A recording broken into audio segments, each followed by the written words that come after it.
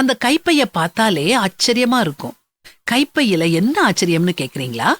மஞ்சளும் பச்சையும் கலந்த புளூரசன்ட் நிறத்துல அது இருந்துச்சு. அதோட அளவு ரொம்ப சின்னது.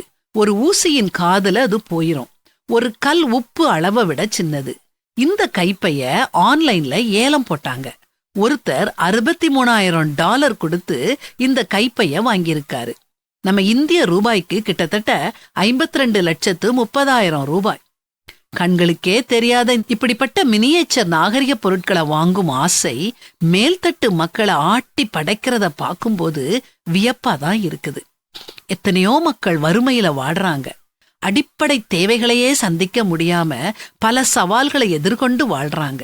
இப்படி ஒரு பக்கம் இருக்க, மறுபக்கம் அற்பமான பொருட்களுக்கு அதிகப்படியான பணத்தை ஒரு கூட்ட மக்கள் செலவிட்டுக்கிட்டு இருக்காங்க. இது ரொம்ப மன வருத்தத்தை கொடுக்குது இல்லையா? இதுல உண்மை என்னன்னா, இப்படி அபத்தமான ஆடம்பரமான கைப்பைகளை வாங்குறது இவங்க நோக்கம் இல்ல. யார்கிட்டயுமே இல்லாத தனித்துவமான பொருட்களை வாங்கி குவிக்கிறதுக்கு இவங்க முன்னுரிமை கொடுக்கறாங்க. இவங்க இப்படிப்பட்ட விஷயங்களுக்கு முன்னுரிமை கொடுக்காம அன்பு செலுத்துறதுக்கு முன்னுரிமை கொடுத்தாங்கன்னா எவ்வளவு நல்லா இருக்கும். அன்பை மட்டுமே முதலீடா நினைச்சு இப்படி வேண்டாத பொருட்களுக்கு செலவழிக்கும் அதிகப்படியான பணத்தை ஏழைகளுக்கு கொடுத்து சமூகத்துல பெரிய தாக்கத்தை ஏற்படுத்தலாமே. இரக்கத்துக்கும் கருணைக்கும் எடுத்துக்காட்டா விளங்கலாமே.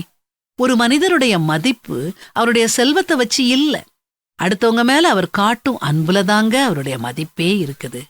தன்னலமில்லாம ஏழைகளுக்கு வாரி வழங்குகிறவன ஊரே பாராட்டும். ஏன் இந்த உலகமே பாராட்டி போற்றும். தேவ மனிதராகிய பவுல் சொல்றத கேளுங்க. பலவீனரை தாங்கவும் வாங்குகிறதை பார்க்கிலும் கொடுக்கிறதே பாக்கியம் என்று கர்த்தராகிய இயேசு சொன்ன வார்த்தைகளை நினைக்கவும் வேண்டும் என்று எல்லா விதத்திலேயும் உங்களுக்கு காண்பித்தேன்.